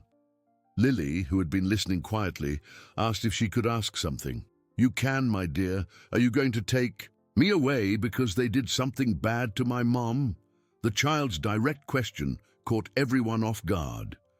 Mrs. Eleanor looked at Lily, then at Arthur and Isabel, clearly torn between her desire for revenge and her love for her great-granddaughter. She carefully explained that sometimes adults do things that hurt other people without meaning to, and when that happens, families try to protect their own. But they didn't hurt you, right? They took good care of me. They gave me a home, food, pretty clothes, and Uncle Arthur brought me hope. I know, dear. And that's very good. So, why can't we be a big family? You, me, Uncle Arthur, Isa, and Martha. Lily's innocent suggestion created a moment of palpable tension. It was a solution no one had considered, but one that made sense in a child's simple logic. It's not that simple, Lily, Mrs. Eleanor said. Why not? If everyone loves me, why can't everyone stay together? At that moment, the phone rang again. Arthur looked at the number. It was Marcus Thorne. He ignored the call, but everyone in the room noticed his tension. Who was it? Isabel asked. No one important, Arthur lied. But Mrs. Eleanor had noticed the reaction. Is there something you're not telling me? Arthur and Isabel looked at each other. It was possible that complete honesty was their only chance to keep Lily. Arthur began by saying there was something else she needed to know, that Lily could be in danger if she left here. What kind of danger? Dangerous people who want to use her against us. Mrs. Eleanor's expression hardened. What people? And so, Arthur found himself forced to tell her about Isabel's gambling debts, the threats from the loan sharks, about how Lily had involuntarily become a piece in the dangerous game they had created. When he finished, Mrs. Eleanor was pale.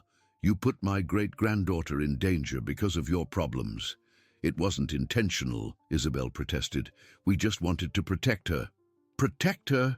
You turned her into a target. Lily, who had heard parts of the conversation without fully understanding, approached Arthur. Uncle Arthur, does someone want to hurt me? Arthur picked her up, feeling the weight of responsibility crush him. We won't let anyone hurt you, Lily. I promise. But as he made that promise, he knew he might not be able to keep it. And that Mrs. Eleanor's arrival, instead of solving their problems, had only further complicated a situation that was already out of control. The tension in the room was palpable when the phone rang for the third time that afternoon. This time, Arthur decided to answer, even with everyone watching. Hello? Mr. Vance, it seems you received an interesting visitor today. An elderly lady, wasn't it? Arthur's blood ran cold. They were being watched. I don't know what you're talking about. Of course you do. And you also know our patience is running out. Now you have one more problem.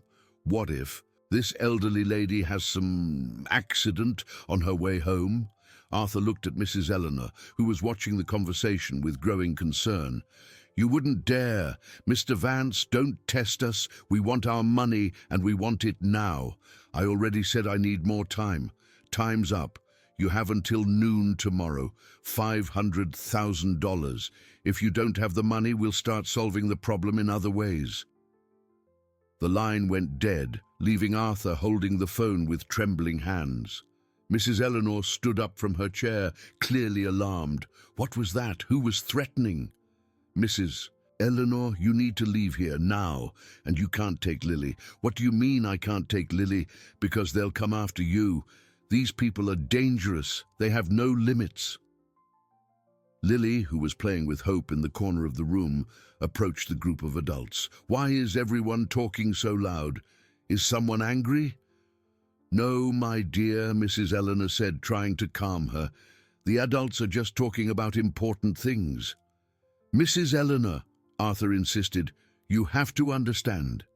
As long as these people are threatening us, no one close to us is safe. That includes Lily, and now it includes you, too. So you think the solution is to keep my great-granddaughter as a hostage to your situation? That's not it, Isabel protested. We're trying to protect her. Protect her? You put her in danger.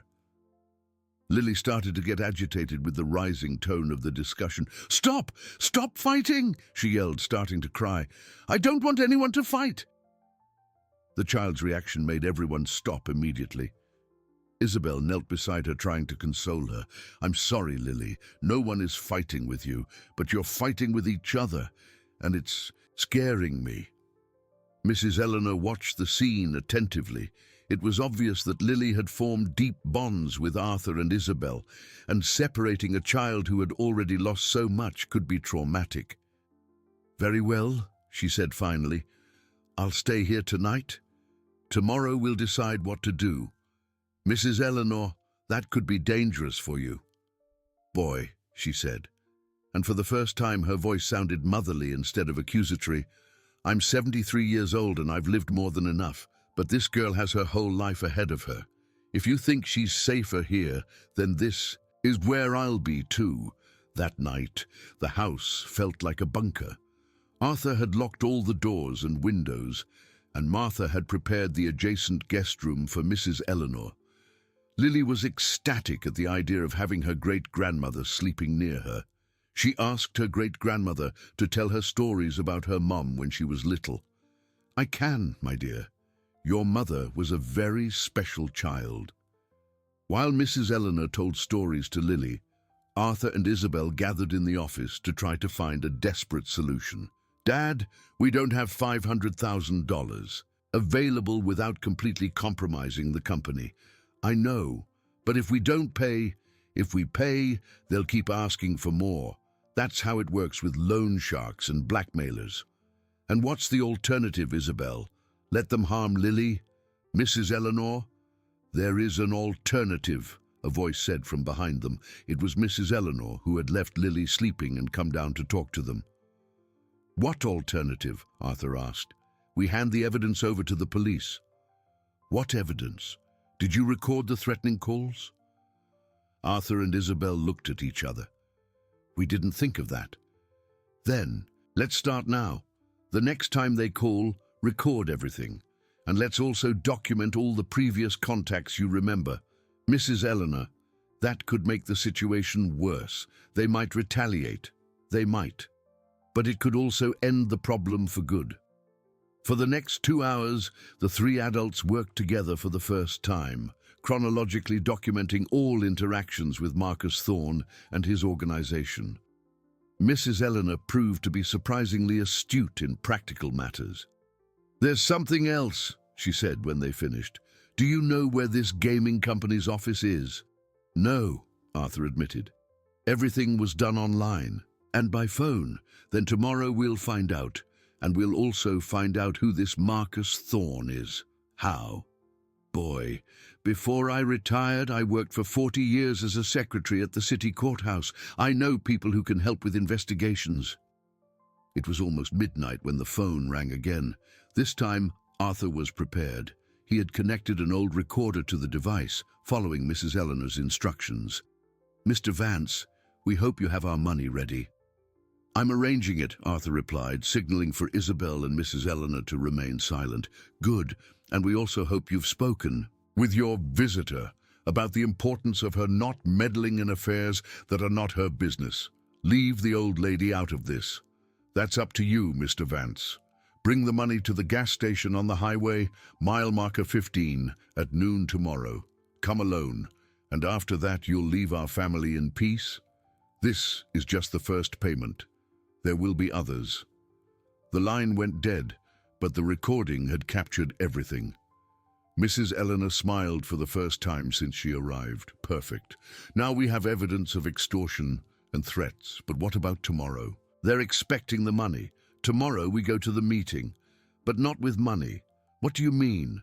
"We're going with the police." Arthur paled. "Mrs. Eleanor, that's very dangerous.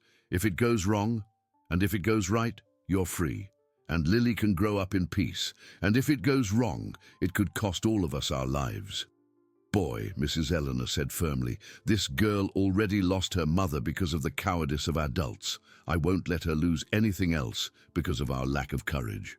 The next day, very early, Mrs. Eleanor left the house alone, saying she was going to take care of a few things. Arthur was nervous, but she insisted she needed to act quickly. Lily woke up excited, wanting to show her great-grandmother more things, but was confused when she learned she had left. "She'll be back, right, Uncle Arthur?" "Yes, she'll be back, my dear." "Did she like me?" "She liked you very much. She loves you." "Then why were you fighting yesterday?" Arthur knelt at Lily's level. Sometimes adults disagree on the best way to care for the people they love, but that doesn't mean they've stopped loving each other, like when my mom would get mad at me because I didn't want to take a bath, exactly like that. At 10 in the morning, Mrs. Eleanor returned accompanied by a man in a suit whom Arthur didn't recognize. "Arthur, this is Chief Robert Miller. He's going to help us." The chief was a man in his 50s with a serious but not intimidating appearance. "Mr. Vance, Mrs. Eleanor told me about the situation. We're going to need your full cooperation. What do you want me to do?" "Go to the scheduled meeting, but with a wire and a tracker. My men will be positioned around the location. What if they realize it's a trap? That's why we'll be very careful. But Mr. Vance, this is the only way to end this for good." During lunch, while Lily played in the garden completely oblivious to the unfolding drama, the adults finalized the details of the operation. At 11:30, Arthur was ready to leave. "Dad, I'm going with you," Isabel said. "No, you stay here with Lily and Mrs. Eleanor." "Dad..." "Isabel, if something goes wrong, Lily will need you. She's already lost one mother. She can't lose anyone else." Arthur said goodbye to Lily with a longer than usual hug. "Uncle Arthur, why are you sad?" "I'm not sad, my dear. I just have to solve a work problem." "Will you be back soon?" "Yes, I will. And when I get back, our family will be complete and safe." It was a promise he hoped he could keep, knowing that in the next few hours, not only his and Isabel's future would be decided, but primarily the future of the girl who had changed their lives forever.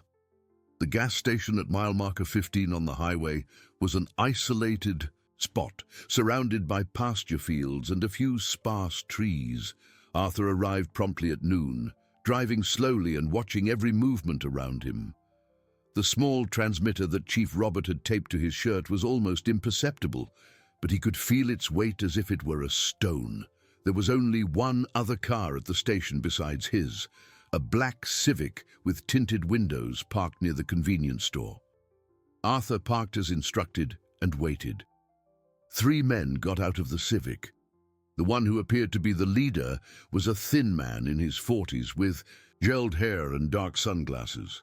The other 2 were visibly younger and more muscular, clearly hired for intimidation. "Mr. Vance," the leader said, approaching. "I'm Marcus Thorne. We finally meet in person." "Where's the money you want?" Arthur asked, trying to keep his voice steady. "Easy, Mr. Vance. First, let's talk." Marcus signaled to the 2 men, who positioned themselves to block any escape attempt. "Did you bring the 500,000? "I brought something better." Marcus frowned. "What do you mean?" "I brought a proposal. You cancel my daughter's debt, stop threatening us, and I won't hand over the recordings of your calls to the police." The silence that followed was tense. Marcus took off his sunglasses and stared at Arthur. "Mr. Vance, I don't think you understand the situation. We're not here to negotiate. I understand perfectly. You are criminals who use illegal methods to collect gambling debts, and now you're threatening an innocent child. That child is not our problem. She's your problem for getting involved where you shouldn't have. The child is my adopted daughter, and if anything happens to her..." "What? What are you going to do, Mr. Vance?" At that moment, one of the muscular men moved closer, clearly trying to intimidate Arthur physically. It was exactly what Chief Robert had said would happen. "Mr. Vance," Marcus continued, "I'll explain how things are going to work from now on. Your daughter owes us $500,000. You're going to pay that amount today, and then you'll pay $2,000 a month for the rest of your life as interest. And if I don't accept, then we'll have to be more persuasive, and I guarantee you won't like our methods of persuasion." It was at that moment that Arthur noticed another car approaching. On the road, it was a white Toyota Corolla that slowed down as it passed the gas station. "Are you expecting someone, Mr. Vance?" Marcus asked, noticing the car. "No," Arthur lied. "Good, because we don't tolerate interference." The white Corolla pulled over to the shoulder about 200 yards from the station. Arthur knew they were plainclothes police officers, but Marcus seemed to accept it was just a driver with car trouble. "Well," Marcus said, "enough talk. Where's our money?" "I already said I didn't bring any money. I brought a counteroffer. Your counteroffer is ridiculous. We think you need a better incentive." Marcus made another signal, and one of the muscular men pulled out a cell phone. On the screen, Arthur could see images of his house, clearly captured by someone who was watching the property. "Do you recognize this place, Mr. Vance?" Arthur's blood ran cold. "You're watching my house. We're watching your family, including your adult daughter and that old lady who showed up yesterday, and of course the little child you love so much. Leave them out of this. That's up to you, Mr. Vance. Pay what you owe, and your family will be left in peace. And if I pay, you guarantee you'll go away forever." Marcus laughed.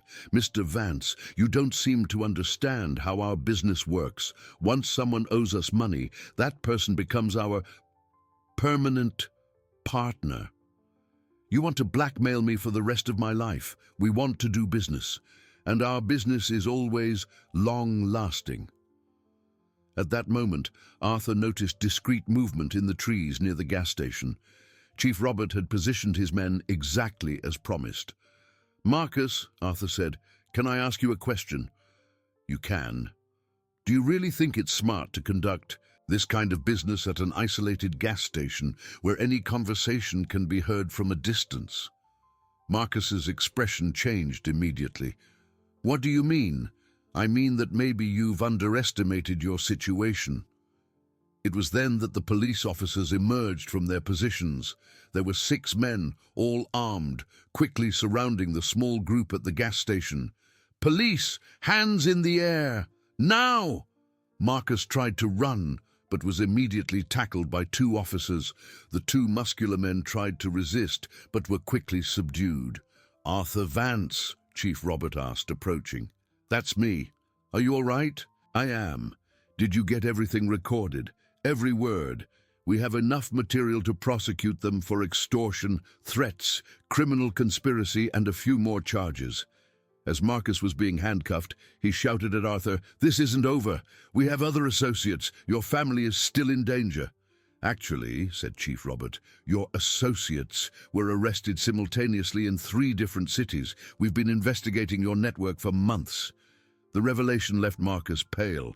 "Impossible, very possible. And Mr. Vance, you and your family are officially free from these threats." During the drive back home, Arthur felt a mixture of relief and apprehension. The loan shark problem was solved, but there was still the issue of Mrs. Eleanor and Lily's custody. When he arrived home, he found a surprising scene. Lily was in the garden with Isabel and Mrs. Eleanor, and the 3 of them were planting flower seedlings together. There was an atmosphere of peace he hadn't expected. "Uncle Arthur!" Lily shouted when she saw him, running to hug him. "You're back! And look, we're making a family garden." "A family garden?" "Yes," Lily explained excitedly. "Great-Grandma Eleanor said that each person in the family has to plant a different flower, and that way all the flowers grow together and look beautiful." Arthur looked at Mrs. Eleanor, who smiled for the first time since he had met her. "Did everything go well?" Isabel asked, approaching. "It did. They were arrested. They won't bother us anymore." "And now," Mrs. Eleanor asked, "what do we do about Lily?" Arthur took a deep breath. It was time for a frank conversation. "Mrs. Eleanor, you have every legal right to Lily. If you want to take her, I can't stop you. I know that, but I want you to know that she has become a part of our family, and that we will love her and care for her for the rest of our lives." Mrs. Eleanor was silent for a moment, watching Lily play with a worm she had found in the dirt. "During these 2 days," she said finally, "I've watched you interact with Lily. I've seen how she trusts you, how she feels safe, how she has formed genuine bonds. And I've also seen how you've changed because of her, especially you, Isabel." Isabel lowered her head. "Mrs. Eleanor, I know I don't deserve forgiveness for what I did to Sarah. No, the old woman interrupted. You don't deserve forgiveness, but Sarah would deserve to have her daughter raised with love. And that's what you are offering. What are you saying? I'm saying I'm going back to my house, and Lily is staying here. Mrs. Eleanor. But, she continued, raising her hand, with conditions. What conditions? First condition, I want regular visits. Lily needs to know her roots, to know where she comes from. I completely agree. Second condition, you will seek legal custody of her. No improvisations. We're already arranging it. Third condition, and here her voice became more severe, Isabel will tell Lily the full truth when she's old enough to understand. She has the right to know that you were her mother's sister. Isabel swallowed hard. Yes, ma'am. And fourth condition, you will create an educational fund for Lily. I want guarantees that she will have all the opportunities that Sarah didn't have. Done, Arthur said immediately. That night, during dinner, Lily asked a question that caught everyone off guard. Great-Grandma Eleanor, are you going to live here forever? No, my dear, I'm going back to my house tomorrow. But why? It's very nice here, because my house is also beautiful, and there are other animals and plants that need me. Can I come visit you? Yes, you can, and I'll come back to visit you too. Every month? Every month. Lily seemed satisfied with the answer. So, now I have two houses, just like the birds that fly to different places? Exactly like the birds, Mrs. Eleanor said, moved. After Lily went to sleep, the three adults gathered in the living room to finalize the details. There's something else, Mrs. Eleanor said. Sarah left some things with me. Photos, some jewelry that belonged to her mother, a diary. I think when Lily is older, she'll want to have these memories. Of course, Isabel said. Thank you for preserving these memories. Isabel, Mrs. Eleanor said, looking directly at her, I will never completely forgive what you did to Sarah, but I will give you a chance to make up for it by taking good care of her daughter. I won't disappoint you. I hope not. Because if you do, I'll take Lily out of here faster than you can imagine. It was a clear threat, but also a promise of conditional trust. A second chance that Isabel knew she didn't deserve, but was determined to honor. When Mrs. Eleanor finally retired to sleep, Arthur and Isabel were left alone in the living room. Dad, we did it. Lily is staying with us. We survived the storm, Arthur corrected. Now we have to prove we deserve this second chance. How? By being the family Sarah would have wanted us to be for her daughter. That night, for the first time in months, the house was truly at peace. But both knew that the real challenges were just beginning. Raising a child who had lost so much, keeping a family, united by extraordinary circumstances, and above all, living with the responsibility of honoring the memory of a woman they had failed to protect when she needed it most. 3 months had passed since the resolution of the loan shark problem, and life in Arthur's house had found a new, harmonious rhythm. Lily attended a nearby private school, where she quickly became beloved by teachers and classmates. Her grades were excellent, but what impressed the educators most was her emotional maturity and her ability to help other children who were going through difficulties. She has a natural gift for comforting those who are sad. Her teacher, Marcia, had commented during a meeting with Arthur and Isabel, "It's as if she has a deep understanding of human suffering that goes beyond her age." Isabel had completely transformed. Besides overcoming her gambling addiction through intensive therapy, she had found a new purpose in caring for Lily and managing a social project Arthur had created in Sarah's memory. The Hope Foundation, which offered housing and professional support for single mothers in vulnerable situations. "Dad," she said one January morning as they had coffee, "I received the foundation's report.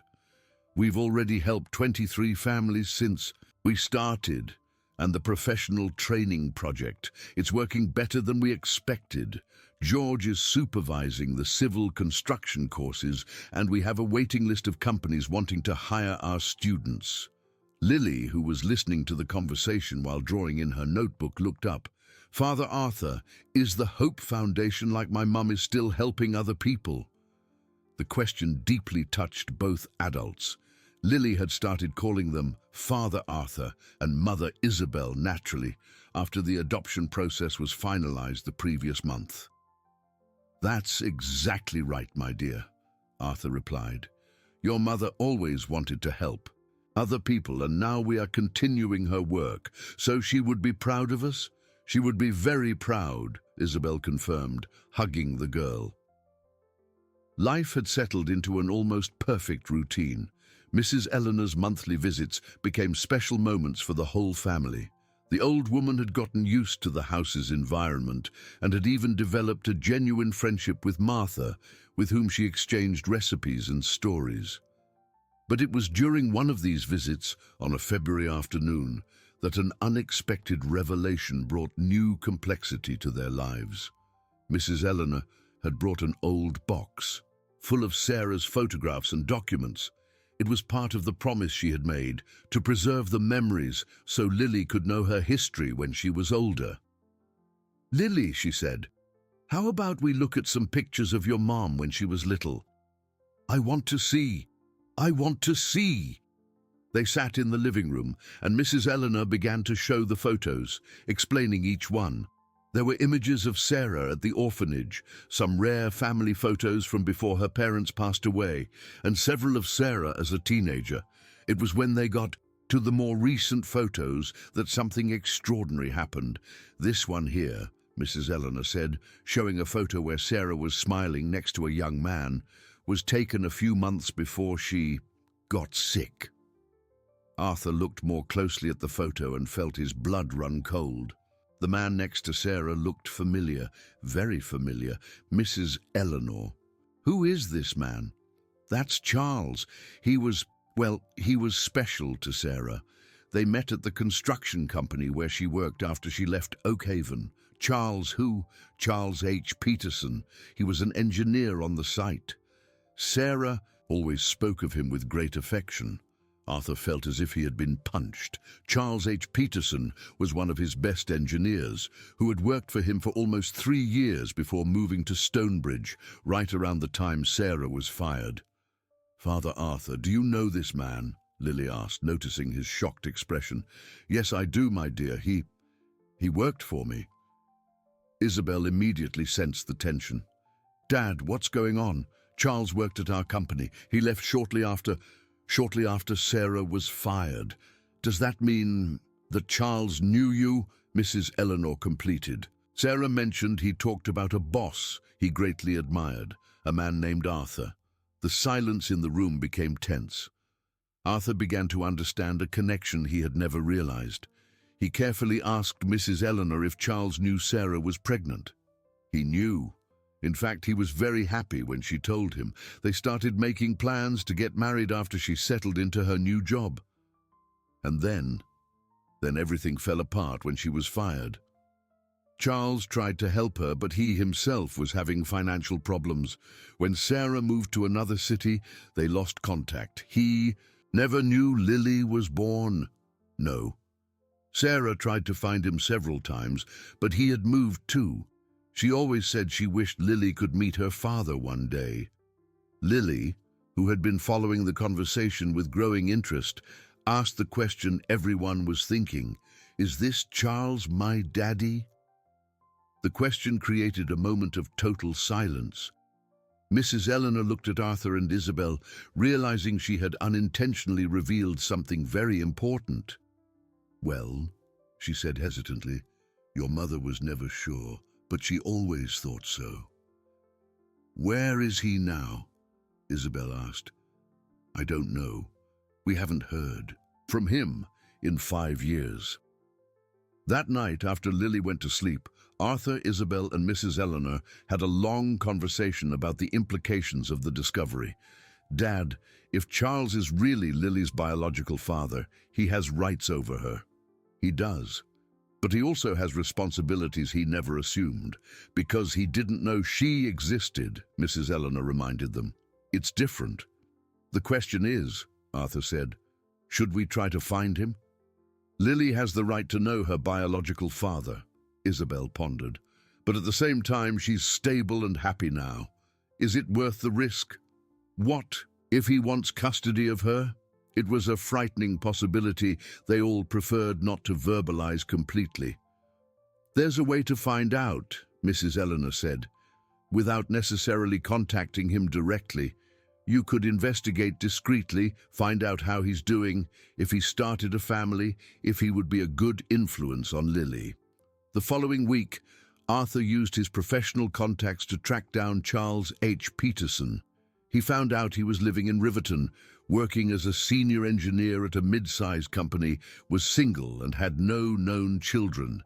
He asked George one morning on the site if he remembered Charles, who worked there about 5 years ago. I remember, boss. Excellent professional. Why do you ask? Just curiosity. What was his character like? An upright, hard-working man. Always respected everyone, from the laborer to the boss. He left because his girlfriend had gotten a job in another city, said he was going to follow her. Girlfriend? Yes, he used to talk about a girl who also worked at a construction company, a certain... Wait. Sarah, I think it was. The confirmation left Arthur even more disturbed. Charles really had a serious relationship with Sarah. Boss, did something happen? No, George. I was just remembering old employees. That afternoon, Arthur made a decision. He called Charles. The conversation was strange from the start. Charles remembered Arthur perfectly and was surprised by the call. Mr. Vance, what a surprise. How did you get my number? I have some contacts, Charles. I'd like to talk to you in person. It's about a delicate matter. Of course, sir. Did something happen? It's better if we talk in person. Can you come to Oakhaven this weekend? I can, but may I know what it's about? It's about Sarah Santos. The silence on the other end of the line was long. Sarah, Charles's voice broke. Mr. Vance, I've been looking for her for 5 years. Do you know where she is? Charles, it's better if we talk in person. There's a lot you need to know. Is she okay? Did she manage to get settled? Arthur closed his eyes, feeling the weight of the responsibility of being the bearer of news that would change this man's life forever. Charles, just come here, please. When he hung up the phone, Arthur knew he had started a process that could result in another dramatic transformation in their lives. And this time, what was at stake was even more complex. Not just Lily's future, but the possibility of her finally meeting her biological father, and of Charles discovering he had a daughter he never knew existed. My God, he murmured, looking out the window where Lily was playing happily in the garden with Hope. What am I doing? But deep down, he knew it was the right thing to do. Lily deserved to know her whole story, even if it meant facing once again the uncertainty about the future of their newly formed family. Saturday dawned overcast in Oakhaven, with a fine drizzle that filled the air with tension.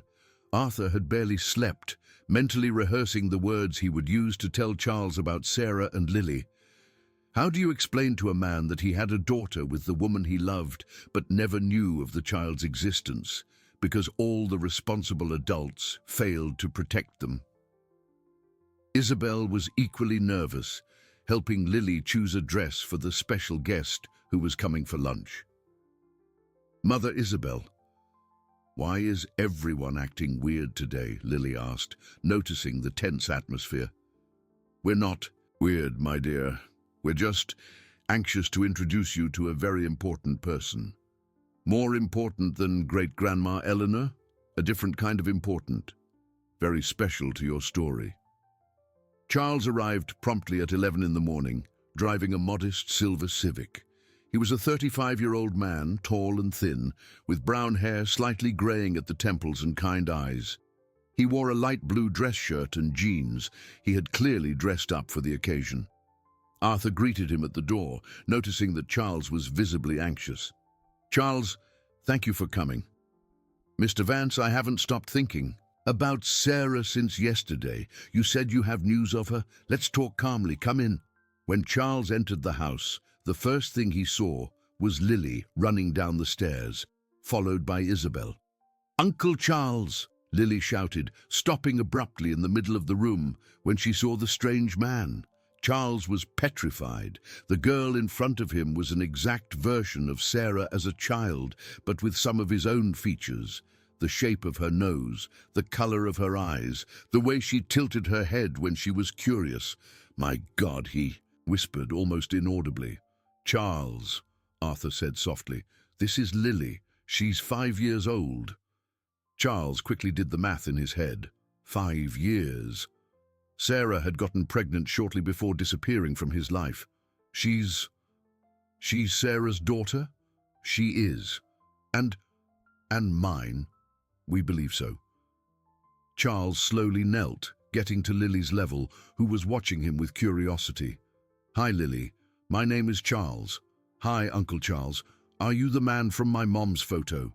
The simple question hit Charles like a lightning bolt. "You have pictures of me with your mother?" "I do.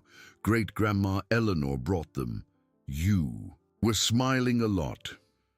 Charles looked at Arthur with tears in his eyes. "Where is Sarah? Why did she never tell me about our daughter?" It was the most difficult moment of the conversation. Arthur asked Lily to play in the garden while he told Charles everything. The unjust dismissal, the years of hardship, Sarah's illness, her death, the months Lily spent on the streets. Charles listened in silence, his face transforming into a mask of pain and disbelief. "Did she try to find me?" he finally asked.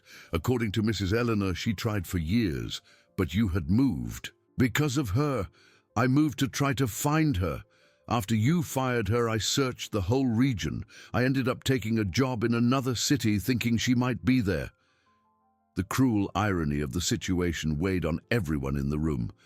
While Charles was looking for Sarah in other cities, she was struggling to survive and raise their daughter alone.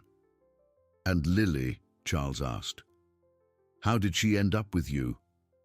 Arthur told him about the encounter on the road, how Lily had saved him, and the later discovery that she was Sarah's daughter.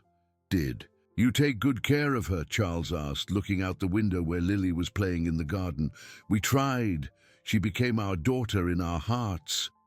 Can I talk to her? Alone?" Arthur hesitated.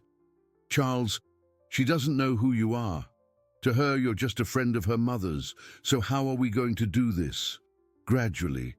If you want to be part of her life. If I want to?" Charles stood up abruptly. "Mr. Vance, that's my daughter. My daughter with the woman I loved more than anything in the world.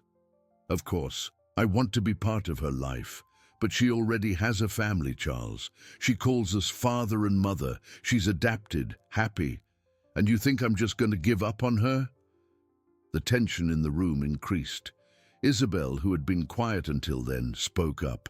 "Charles, no one is asking you to give up, but Lily has already lost so much, she can't be hurt again. Do you think I would hurt my own daughter? Not intentionally, but a drastic change." Charles walked to the window and watched Lily play. The girl had built a small house of twigs for hope and was talking animatedly to the doll. "She seems happy," he said softly. "She is very happy," Arthur confirmed. "But she also has the right to know her father. And I have the right to know my daughter." During lunch, Lily talked naturally with Charles, telling him about school, her drawings, the garden she had planted with the family. Charles listened, fascinated, asking questions that showed genuine interest. "Uncle Charles, did you like my mom a lot?" Lily asked suddenly. "I liked her very much. She was the most special person I've ever met." "Was she pretty?" "She was the most beautiful woman in the world. Father Arthur says I look like her. You look a lot like her. But you also have some things that are just yours." After lunch, while Lily was napping, the three adults had the most difficult conversation of their lives. "Charles," Arthur began. "We need to think about what's best for Lily." "I agree, and I believe it's best for her to know her biological father, but not necessarily live with him," Isabel added. "Why not? I'm her father." "Charles," Arthur said patiently, "you have a structured life in another city, a job, a routine.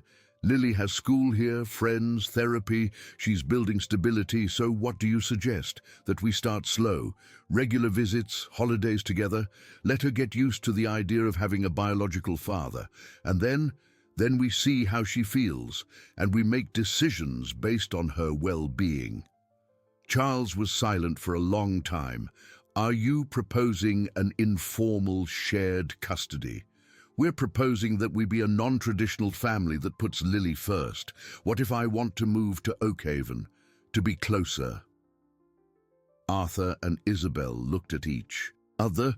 They hadn't considered that possibility. It would be welcome," Isabel said hesitantly. "My company has an office in Kingswood. I can request a transfer." When Lily woke up from her nap, she found Charles still at the house. She ran to the garden and came back with a flower that had just bloomed. "Uncle Charles, this flower was born today. Father Arthur says that when a new flower is born, it means something good is going to happen." Charles took the small flower with infinite care. "It's the most beautiful flower I've ever seen. You can have it to remember my mom." It was in that moment that Charles made his decision. He knelt again at Lily's level. "Lily, can I tell you something special?" "You can. I knew your mother for a long time, and I loved her very much. Like Father Arthur loves Mother Isabel, just like that. And you know what else? I think you're a lot like her, and I think I'd be very lucky if I could be your special friend." "What kind of special friend?" Charles looked at Arthur and Isabel, who nodded encouragingly. "The kind of friend who will always take care of you, who will always love you, and who will always be here when you need him. Like a daddy who can also be a friend." Lily processed this for a moment. "So now I'll have Father Arthur, Mother Isabel, Great-Grandma Eleanor, and Daddy Charles, if you want." "I do. Hope always said that big families are better." 6 months later, Charles had moved to Kingswood and visited Lily 3 times a week. Gradually, she had started calling him Daddy Charles, establishing an affectionate distinction between her 2 fathers. The Hope Foundation had grown significantly, and Charles had become an active volunteer, supervising popular housing construction projects, a way to honor Sarah's memory by helping other families in situations similar to the one she had lived through. "You know what's most amazing?" Lily said one afternoon, as the 4 adults who now made up her family watched the sunset in the garden full of sunflowers she had planted. "My mom always said that one day I would have a big family in a house with a beautiful garden." "She was right," Arthur said, hugging the girl. "I think she knew you would find me. That Daddy Charles would come back. That Great-Grandma Eleanor would accept me, that we would all be together." Isabel, who had learned to see the hand of fate in the seemingly casual events of their lives, smiled. "Maybe your mum planned all this from heaven." "She definitely planned it," Charles agreed. "Sarah was always very smart." That night when Lily went to sleep, she said her usual prayer, but with a new addition. "Thank you, Mommy Sarah, for arranging the perfect family for me. And thank you for sending the vultures away on that road, because otherwise I would have never met Father Arthur." From the garden of the yellow house that had become home to an impossible family, the scent of sunflowers spread on the evening breeze of Oakhaven, carrying with it the certainty that sometimes the most beautiful endings are born from the most painful beginnings, and that true love always finds a way to flourish, even in the most arid lands of human suffering. If you enjoyed this video, please subscribe to my channel. I promise to bring you videos every day that will make your life happier. Comment what you thought of my story with a rating from 0 to 10, and thank you very much.